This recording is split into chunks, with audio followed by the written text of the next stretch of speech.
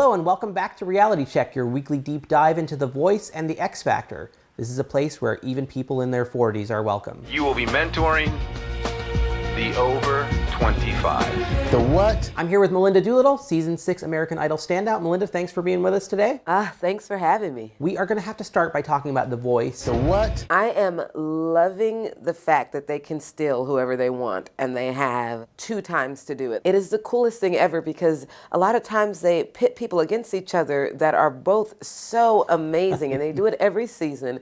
And I've been like, why are they doing that? Like, they're losing their best singers. So this kind of is a little more competition for the judges, and I love the way these particular judges interact with each other. I love that it introduces a little more strategy into it. Like with CeeLo, he had Diego and JR, who are both never going to make it to the finals. You can't envision either one of them winning. You know I wish that I had Jesse's girl. And then he puts Trevin and Amanda against each other. And I think he put Amanda against Trevin thinking she was cannon fodder. Well, whoops. He did. You did not assess your team well. Now I feel like they've got a fresh start, and I'm actually super excited. They didn't lose, well, they lost one contestant this week that didn't get saved that I'm still a little bitter about. I know exactly who it is. D to the I'm not O going to to start the M to the rapping, O. though. I refuse. When I say, you say. Damo. D to the O to the M to the O. So favorite for this week on The Voice? Deborah. Correct. Deborah. Correct. Mine too. 100 million bottles washed up on the shore. This is sad because I don't even remember the other guy's name. What was his name? You can't remember Yeah. Nelly's Echo? Nelly's Echo. During the rehearsals, I was like, uh-oh, he is really good, and he's feeling this song, and I love the vibe that he was putting on it. Yeah. And I was so nervous for Deborah because I felt like she wasn't doing that much.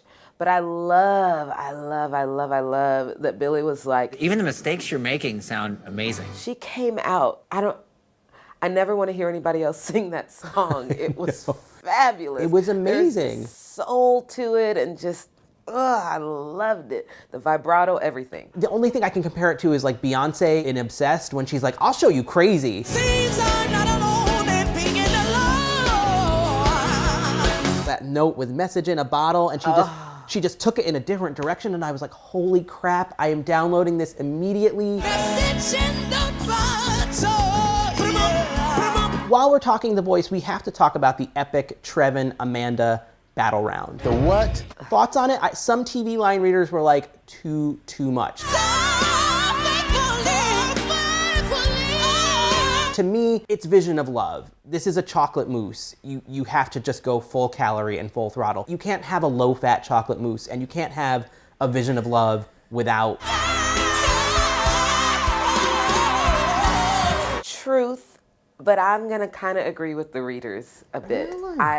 It was a little much for me, and I know that is weird coming from me, but I was like, there's a lot going on, and I felt like Trevin was having just a few problems with pitch. Correct. And I don't know if it was his youth coming into it or whatever, but I felt like Amanda like wiped the floor with him. I'm so thankful that I've received. I kind of thought Amanda was the winner too, and I think, lucky for the judge that picked her up, let's just put it that way, and unlucky for CeeLo. Congratulations, Adam Levine. Adam Levine steals Amanda Brown from Team CeeLo. Let's switch on over to X Factor. I've got to talk about L.A. Reid. I feel really bad for him that they gave him the octogenarian group. He has to be like, ladies, let's put in your teeth, take your fiber, it's time to take the stage. The what? The over 25. What the hell was that about? I know it was a little bit rehearsed when he slammed the phone, because nobody slams a phone like that. Nobody even talks on a phone with a cord anymore, so that was total rehearsal. When I first found out that I had the overs, I have to be honest and tell you that I was a little bit disappointed.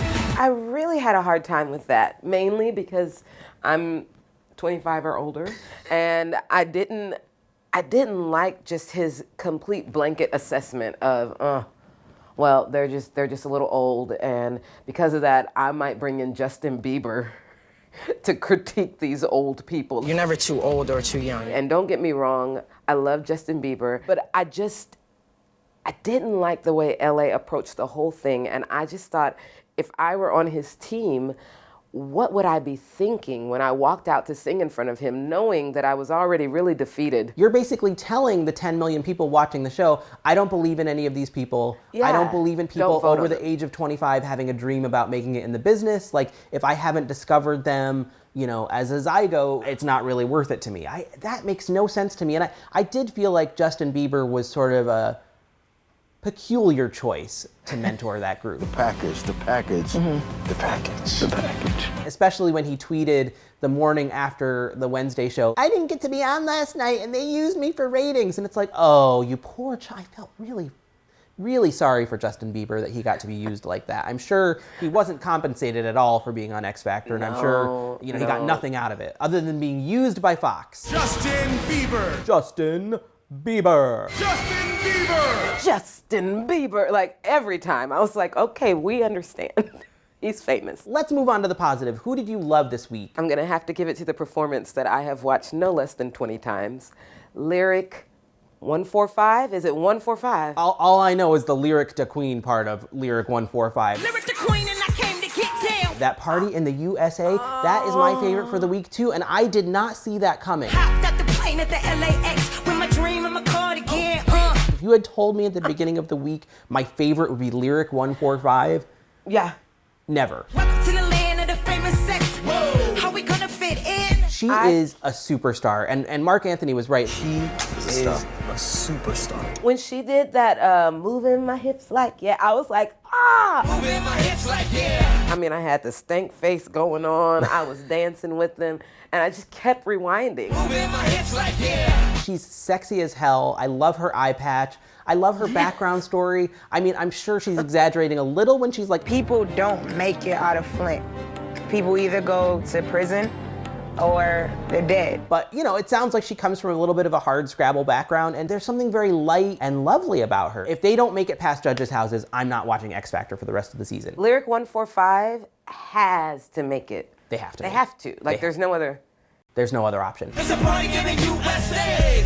I also have to say I loved Sister C again. I loved that they Oh, picked that's a Shelby. shocker.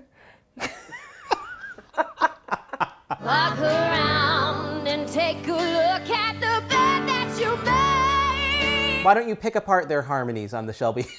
I will not. They actually did a great job. And I was thinking about you the entire time I was watching, because I was like, oh, do I hear 3 parts? This is amazing. Like, I was so proud of them. Their voices blend together beautifully. I love them.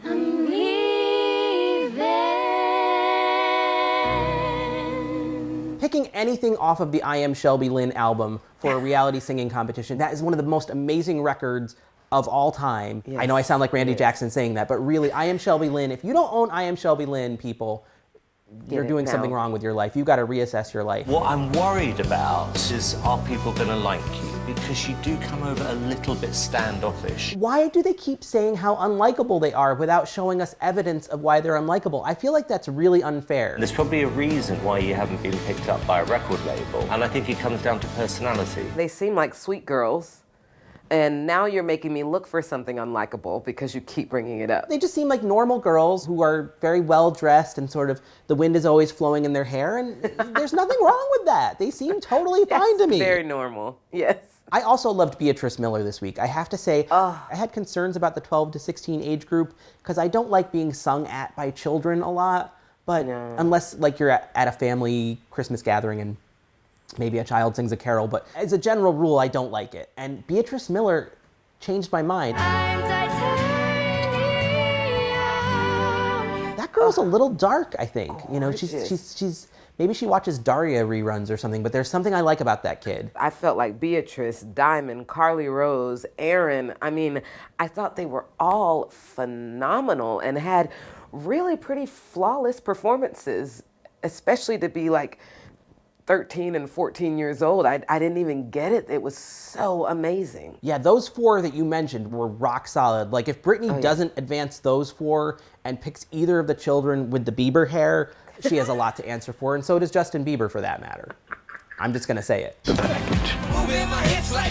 Hey, I'm Nolan Gould, and you're watching ENTV. Hey, I'm Rico Rodriguez from Modern Family, and you're watching ENTV. My name's Chris Pratt, and you are watching ENTV.